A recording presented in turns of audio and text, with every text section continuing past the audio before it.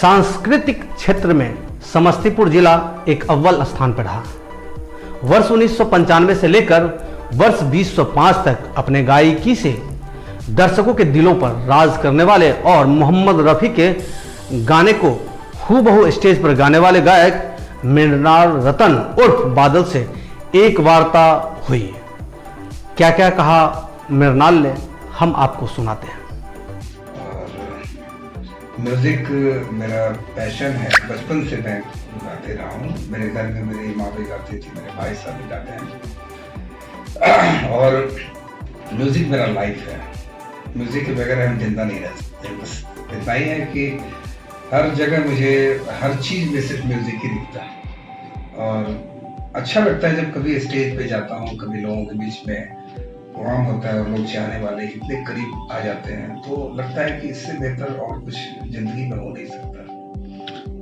लोग आपको जानते हैं किस नाम से और पूरा नाम क्या है? मेरा ऑफिशियल नेम मेरा है मृणाल रतन, लेकिन जो जानने वाले लोग हैं पूरे, चाहे वो बिहार हो, बिहार से बाहर भी, तो बादल के ही नाम से लोग जानते हैं। अक्सर जहाँ कहीं भी लोग म्यूजिक में जो जानने वाले हैं वो बादल ही जानते हैं, मृणाल रतन बादल, सभी लोग। जैसे कि मुझे जानकारी है कुछ लोग मोहम्मद रफ़ी के नाम से भी आपको जानते हैं, तो ये क्या राज है? रफ़ी साहब का एक जो नाम है बहुत बड़ा नाम है। वो हम जैसे छोटे लोगों के लिए ये बात नहीं होता है कि रफ़ी से मैं अपना नाम जोड़ूं या लोग बोल दें। कहने वाले लोग, उनका ये बड़प्पन है, उनका ये प्यार है। ये मैं समझता हूँ कि ये मेरे लिए बहुत बड़ा अचीवमेंट है और बहुत बड़ी बात है कि लोग मेरे नाम के साथ रफ़ी साहब का नाम जोड़ते हैं। वो तो बहुत बड़े, उनका तो मैं क्या कहूँ, मैं उनके किरदार बराबर नहीं है, तो बस इसलिए मैं उन लोगों को समझता हूँ, उनका प्यार। क्या राज है? ये राज की बात लग रही है, तो कारण तो होगा जरूर। राज ये हुआ कि बचपन से जब मैं कभी भी गीत, गजल या हर कुछ गाता हूँ, तो रफ़ी साहब के गीत मैं 2-4 जगह शुरुआती दौर में, बहुत जब छोटा था उस वक्त की बात है, तो मैं जब गाता था तो लोग कहते थे कि आप रफ़ी साहब का गाना गाओ, बहुत अच्छा आवाज़ है, तुम्हारी आवाज़ रफ़ी साहब से बहुत बनती है। तो हमने कोशिश की और कोशिश करने के बाद ऐसा महसूस हुआ कि शायद मेरे जहन में भी ऐसा महसूस होने लगा कि मैं रफ़ी साहब का ही गाना गाता हूँ तो मुझे बहुत सुकून मिलता है। मैं अपनी बात कहता हूँ, मैं उनकी आवाज़ में तो गा नहीं सकता हूँ, मैं अपनी आवाज़ में गाता हूँ। अंदाज उनका होता है, उसमें थोड़ी बहुत अगर झलक लग जाती है तो लोगों का प्यार है। कुछ झलकियाँ बताएंगे क्या? जी हाँ, बिल्कुल। एक गीत रफ़ी साहब की है जो मुझे बहुत अच्छा लगता था, बहुत शुरुआती दौर में मैं गाता था इसको। मैं उसकी एक झलक थोड़ा सा सुना रहा हूँ। मेरा तो जो भी कदम है वो तेरी राहों में है, कि तू कहीं भी, कि तू कहीं भी रहे, तू मेरी निगाहों में है। मेरा तो जो भी कदम है वो तेरी राह में है। बहुत टचिंग ये गीत था जो मुझे बहुत ज़्यादा टच होता था। ऐसा महसूस होता कि शायद मैं इस गीत को जब गाता हूँ तो बहुत एक अंदरूनी बहुत शक्ति मिलती थी, तो मुझे बहुत अच्छा लगता था बहुत बचपन से। एक और गीत थे जो मुझे बहुत पसंद थे रफ़ी साहब के, वो दोस्ती फिल्म की गीत है। ये भी दोस्ती की है और वो भी दोस्ती की थी। कोई जब राह ना आए मेरे संग आए पग पग, कोई जब राह ना आए मेरे संग गाए, के पग पग दीप जलाए। मेरी दोस्ती मेरा प्यार, मेरी दोस्ती मेरा प्यार। आपका घर कहाँ, आप रहने वाले कहाँ के हैं? बेसिकली मैं रहने वाला समस्तीपुर का हूँ और समस्तीपुर में ही मैं अपना सारा बचपना मेरा यही बीता है। कुछ बाहर भी रहा, मैं बाहर भी रहा हूँ, लेकिन आज मैं जॉब भी करता था तो समस्तीपुर में ही, समस्तीपुर से बाहर भी गया और रहने वाला यही का हूँ, समस्तीपुर। बेसिकली पूरी पढ़ाई लिखाई जो होता है वो पढ़ाई लिखाई मेरी समस्तीपुर में ही थी और कॉलेज मेरा फिर मगध यूनिवर्सिटी से हुआ, मिथिला यूनिवर्सिटी, मगध यूनिवर्सिटी। बहुत मेरा पढ़ाई जो भी पढ़ाई हुई उसमें बहुत ये हुआ, कभी यहाँ रहा, फादर मेरे रेलवे में थे तो इसकी वजह से हम लोगों का कभी वो ट्रांसफर होता था, कभी चले जाते थे। स्कूल के समय की स्कूलिंग लाइफ का कुछ यादगार? मेरा समस्तीपुर रेलवे हाई स्कूल जो आप देख रहे हैं उसमें हमने अपनी पूरी पढ़ाई की, मिडिल स्कूल और हाई स्कूल रेलवे। वहाँ के भी कुछ यादगार बातें? बहुत सारे यादें हैं। मेरे एक टीचर थे विद्या प्रसाद जी, अभी लाइव में है। जब मैं बहुत छोटा था तो मेरे से वो स्कूल का जो प्रेयर होता था, प्रार्थना, वो हमेशा दबाते थे, बोलते थे गाने के लिए, तुमको गाना है, तो मैं गाता था। तो उस वक्त से मेरे अंदर एक ये थे कि भाई जुनून बना हुआ था। तो रेलवे के बहुत सारे कार्यक्रम हुआ करते थे। वो प्रेयर कौन सा था? वो स्कूल का था, दया कर दान भक्ति का हमें परमात्मा देना। जरा बताएंगे? पूरे याद तो है नहीं, जितना एक दो लाइन गुनगुना देंगे। दया कर दान भक्ति का हमें परमात्मा देना, ये स्कूल का हम लोग का प्रेयर था। हम लोग बहुत यूनिटी के साथ ये गाते थे। अभी तो वैसा कुछ सुनने को भी नहीं मिलता है। किस वर्ष की याद है ये? मैं आपको बता रहा हूँ 85, 83, 84 की बात। गायकी का जुनून कब से सवार हुआ आप पे? गायकी का जुनून मुझको याद नहीं है, लेकिन ये भी याद है कि जब मैं क्लास 3-4 में था और 4-5 के बाद एक फिल्म थी कुर्बानी, जिसमें फिरोज खान साहब इसमें हीरो थे और उस फिल्म में जीनत अमान थी। उसका एक गीत था जो मैं अक्सर गाया करता था, बहुत छोटा था तो। एक लकड़ी का छोटा सा प्लाईवुड था मेरे घर में, हम उसको बजाते थे, आज भी बजाते थे। बहुत लोगों को आश्चर्य लगता था कि थोड़ा डिफिकल्ट बीट था, उस बीट को बजाकर हम गाते थे। क्या अभी भी बजाते थे? बिल्कुल मैं बजाता हूँ, अभी भी बजा सकता हूँ, आपको मैं सुनाता हूँ उस गीत के बारे में। बस ऐसे ही पैर भी रख के बजाऊंगा। एक गाना था जिसमें वो गीत बहुत खूबसूरत गीत है, आप इसे सुनेंगे तो आपको मजा आएगा। वो था लैला मेरा ऐसे लैला, हर कोई चाहे मुझसे मिलना अकेला। लैला मेरा ऐसे लैला, हर कोई चाहे मुझसे मिलना अकेला। तो ये गीत जो हुआ करता था उस वक्त तभी इसको बहुत गाते थे, क्योंकि हर लोग जो फैमिली मेंबर्स थे, मेरे टीचर्स थे, वो लोग भी बुलाकर, कभी जब स्कूल का टाइम खत्म होता था तो टीचर ही बुलाते थे, बेटा जरा ये गीत सुनाओ हमको। वो लोग सब एक घेर लेते, सारे बच्चे लोग स्कूल में घेरते थे, हम घेर के एक जगह बैठ जाते थे और वो ये सब के। तो ये बहुत खूबसूरत मोमेंट था जिसको हम कभी भूल नहीं पाते हैं, आज भी हमेशा याद करते हैं। सबको मैं नमस्कार कर रहा हूँ इस माध्यम से, अगर देख रहे हो तो मैं उनको एक बार फिर नमस्कार करता हूँ सबको। तो सर जानना चाहेंगे स्टेज का दौर कब से रहा? स्टेज पे काफी आप चर्चित रहे। स्टेज का दौर मेरा रहा जब मैं मैट्रिक में था, लगभग 87 की बात बता रहा हूँ, 87 में।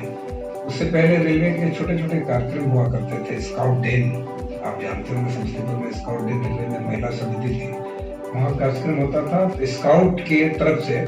यहाँ के और भी समस्तीपुर के बहुत सारे आर्टिस्ट हुआ करते थे, उसमें छोटा छोटा कभी कुछ मिमिक्री करने का होता था, कभी गाने का कुछ होता था। मैं थोड़ा बहुत मिमिक्री वगैरह भी किया करता था उस वक्त। ये नई बात मुझे जानकारी मिली, तो एक मिमिक्री भी हो जाए। जी हाँ मैं सुनाता हूँ आपको। तो उस वक्त मेरा एक बहुत खूबसूरत आइटम हुआ करता था जब मेरा स्टेज का पहला शो हुआ था। तो गाना तो बहुत सारे लोग होते थे, उतने इंस्ट्रूमेंट थे नहीं, तो हारमोनियम तबले पे आप बहुत सारे फिल्मी गीत नहीं गा सकते। तो कुछ भजन हुआ करता था, गज़ल हुआ करता था, तो मेरी उतनी पहचान नहीं थी। लेकिन जब मैंने शुरुआती दौर में मिमिक्री करना शुरू किया, उस वक्त एक शहर में आपने सुना होगा, कभी देखा होगा, सारंगी वाले बाबा आते थे। वो सारंगी बजाते थे और गाते थे। उनका गाने का कुछ अंदाज इस तरीके से था, मैं आपको सुना रहा हूँ, आपको महसूस होगा सारंगी वाले बाबा सामने में खड़े हैं। तो देखिए सारंगी वाले बाबा।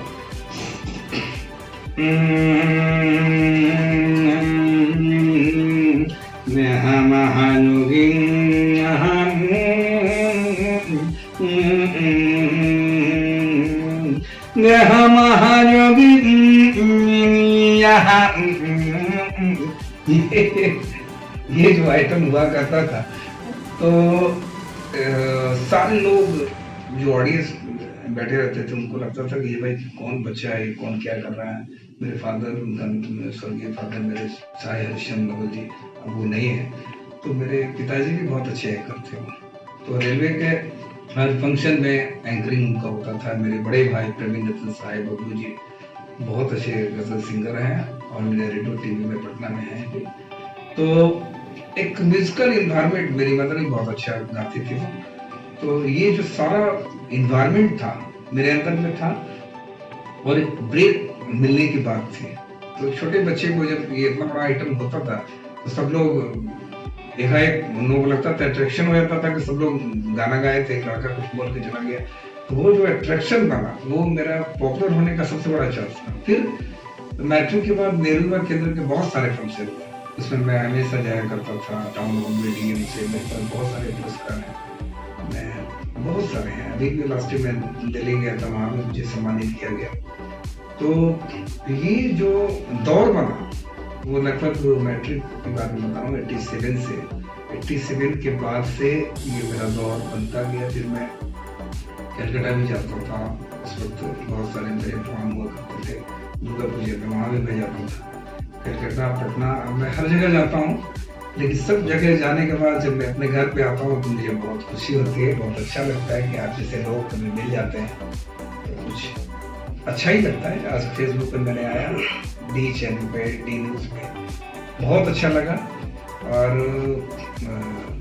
डी न्यूज़ जैसा कि आप जानते हैं, दादा बहुत चर्चित नाम है, और उनका ये बड़प्पन था, उनका प्यार था। उन्होंने कहा मुझको कि आपका एक फंक्शन होना चाहिए, तो मैंने किया, वो मुझे बहुत खुशी हुई। हर जगह जाता हूँ, बहुत बड़े बड़े जगह, छोटे जगह जो भी है, लेकिन जब मैं अपने घर पे आता हूँ तो मुझे खुशी होती है, और वही दौर मेरा बना, और आज मैं आपके सामने। मृणाल जी, ऐसे ही मैं छोड़ने वाला नहीं।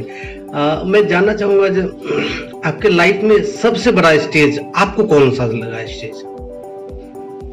देखिए, लाइफ का सबसे बड़ा स्टेज, ये किसी एक स्टेज को मैं कहूँगा, जब मैं शुरुआती दौर का कहूँगा, जब मेरे लाइफ का पहला स्टेज हुआ था, वो था नजरुल मंच, कोलकाता का एक बहुत बड़ा मंच। आपने नाम सुना होगा, नजरुल मंच, जिसमें अक्सर आप देखते होंगे कुमार सानू जी का बहुत सारा फंक्शन होता था। उस वक्त नजरुल मंच में एक कॉन्फ्रेंस था, उस कॉन्फ्रेंस के दरमियान एक फार्मास्यूटिकल्स कंपनी की कॉन्फ्रेंस थी। उस कॉन्फ्रेंस में कलकत्ता के बड़े बड़े म्यूजिशियन होते हैं, और मैं म्यूजिशियन की तरफ से गया था। तो जब मैं उस जगह में गया, तो नजरुल मंच जो है, आपने देखा होगा कि वो सारे ऑडियंस ऊपर बैठते हैं चारों तरफ से, और स्टेज जो है वो नीचे है, उसका वो डिजाइनिंग किया हुआ है, चारों तरफ से ऑडियंस रहते हैं। तो जैसे आपने कभी टेनिस वगैरह का जो मैच देखते हैं, फॉरेन वगैरह में होता है, तो वो उस तरीके से बनाया हुआ मंच है। और वो नजरुल मंच वहाँ कलकत्ता का बहुत बड़ा मंच है। उस मंच पे मैंने पहली बार, हमारे साथ एक राजीव घोष थे, एक ब्यूटी चटर्जी थे, बहुत बड़ी सिंगर, इन लोगों के साथ मेरा रतन दा, बहुत बड़े गिटारिस्ट रतन थापा जो मुंबई में थे, उनके लड़के भी गिटार बजाते हैं, ऋषि, बहुत बड़े गिटारिस्ट हैं। तो इन लोगों के साथ मैंने पहली बार उस मंच पे जब काम किया था, वो मेरे लाइफ का सबसे बड़ा स्टेज था। और फिर उनके साथ मैंने कंटिन्यू किया बहुत सारा। पहला मेरा मंच में था, तो मैं आपको बता रहा हूँ, ये 94 की बात थी, 94 की, 93, 94 की बात थी। ऐसा कौन सा गाना था जो आप हर एक स्टेज पे गुनगुना देते थे? एक गीत जो बहुत ज्यादा प्रभावित किया था, मेरे दोस्त किस्सा ये क्या हो गया, सुना है कि तू बेवफा हो गया।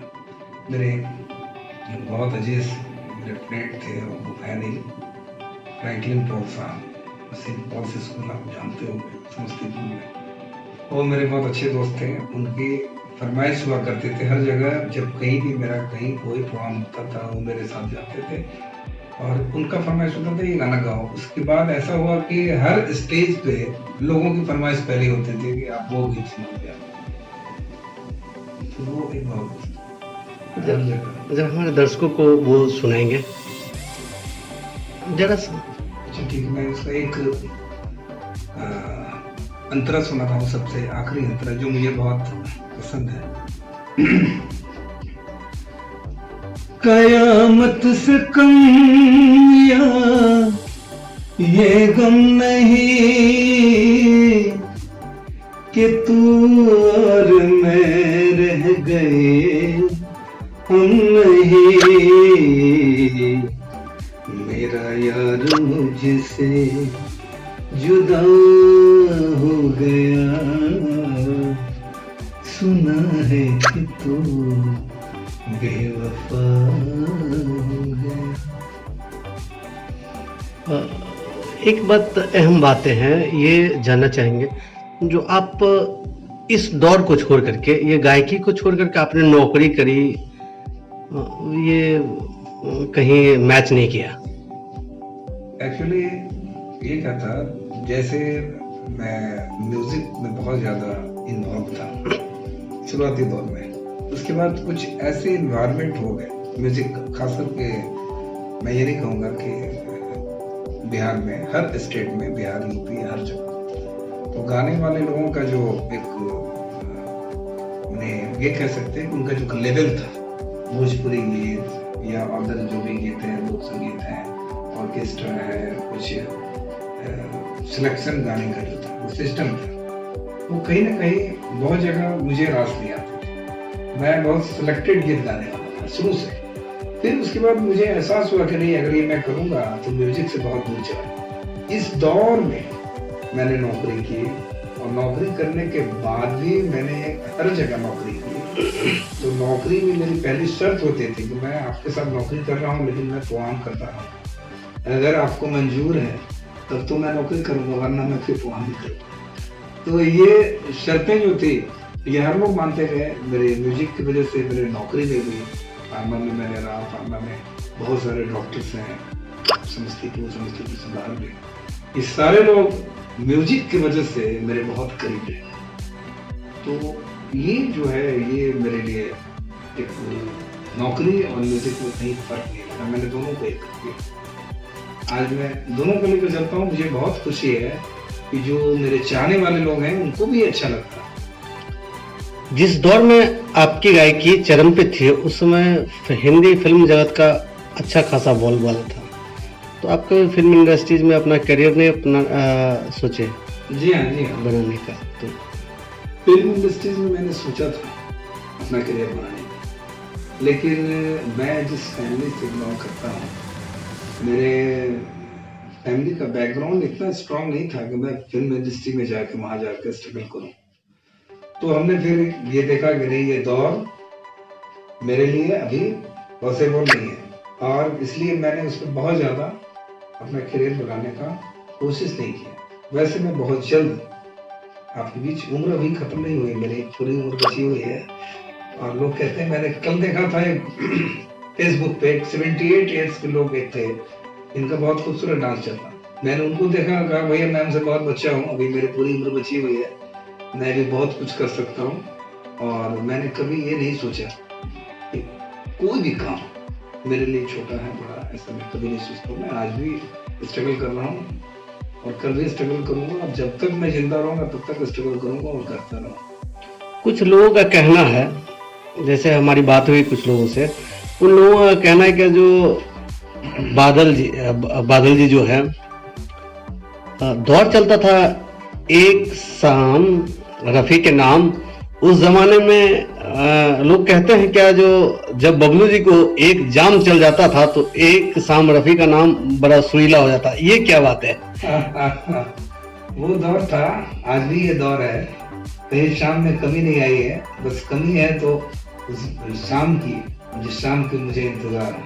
अगर जो अब शाम में लगा सब मेरे सामने लेकर आएंगे, मैं आज भी वही दौर में रहने वाला हूँ, मैं कभी पीछे नहीं हटूंगा। एक जाम रफी के नाम, वो वाली बात। एक शाम रफी का नाम, एक जाम रफी का नाम, दोनों हो सकते हैं। आपके भाई और आप दोनों मिलकर एक हस्ती बन चुके थे। एक जमाना था जिस समय बादल और बबलू, लोग कहते हैं कि जब ये दो शख्स स्टेज पे उतर जाए तो कोई तीसरा आदमी चढ़ना अपने आप को मतलब वो चढ़ना नहीं चाहता था, जो हम इनके सामने तुच्छ पड़ जाएंगे। ये क्या सच्चाई है और क्या बात है आपके भाई की और आपकी? देखिए, ये सही से कोई सच्चाई नहीं है, ये लोगों का मानसिकता है, अपने अपने जगह पे लोग सोचने वाले हैं। मैं समझता हूँ कि ऐसा कोई दौर भी रहता है, म्यूजिशियन जो भी है, हर लोगों की आवाज अपनी आवाज होती है, लोगों का अंदाज अपना होता है गायकी, चाहे वो मैं रहूँ, ये मेरे भाई साहब हैं और भी जो लगता है, ऐसा लोग सोचते हैं। मैं कभी नहीं सोचा, ये मेरे भाई साहब कभी नहीं ऐसा नहीं सोचा कि मैं जाऊँगा तो शायद आप नहीं रहेंगे और वो मुझसे बेहतर गा लेंगे या मुझसे, ऐसा कुछ नहीं होता। ये लोगों का भ्रम था, मैं समझता हूँ ऐसा कोई बात है। ये दोनों भाई जब उतरते थे ताली की गड़गड़ाहट, ये बड़प्पन है लोगों का। मैं समझता हूँ आज भी मैं कभी भी कहीं जाता हूँ तो ताली की गड़गड़ाहट नहीं होती है। शायद मैं समय नहीं दे पाता हूँ, मैं अपने दर्शकों को, मैं अपने शहरवासियों को, इसके लिए मैं हमेशा क्षमा चाहता हूँ। बहुत सारे लोग ऐसे हैं जो मुझे चाहते हैं कि यहाँ प्रोग्राम है, वहाँ प्रोग्राम है। वो दौर था जब हम बहुत फ्री थे और फ्रिक्वेंटली कहीं भी चले जाते थे। आज मैं नहीं जा पाता हूँ, ये मेरी मजबूरी है, मेरे पास टाइम, समय की पाबंदी है, जो बंधा हुआ समय है। उस वक्त एक समस्तीपुर शहर था जहाँ मैं कुछ करता था, इसके बाहर में बहुत कम जगह जाता था। अब मैं यहाँ रहता नहीं हूँ, हमेशा बाहर ही रहता हूँ, वहाँ के लिए दौर में रहता हूँ, टूर में रहता हूँ, तो समय नहीं देने से थोड़ा डिस्कनेक्ट हो गया हूँ। लेकिन फिर मैं आपके माध्यम से फिर कनेक्शन में लग रहा है कि अब आ जाऊँगा, फिर कुछ लोग चाहेंगे तो मैं फिर आऊँगा, चलो उसी रहूँगा। ये जानना चाहेंगे वो कौन सा गाना था जो आप दोनों भाई हमेशा गाते थे एक स्टेज पे और लोग सुनने के बाद फिर अगेन डिमांड करते थे? ये कौन सा गाना था? वो गजल थी अमर सनम की, आज भी है। ऐ सनम तुझसे जब मैं दूर चला जाऊंगा, याद रखना कि तुझे याद आता। जरा गा के बताएंगे तो बहुत अच्छा लगेगा।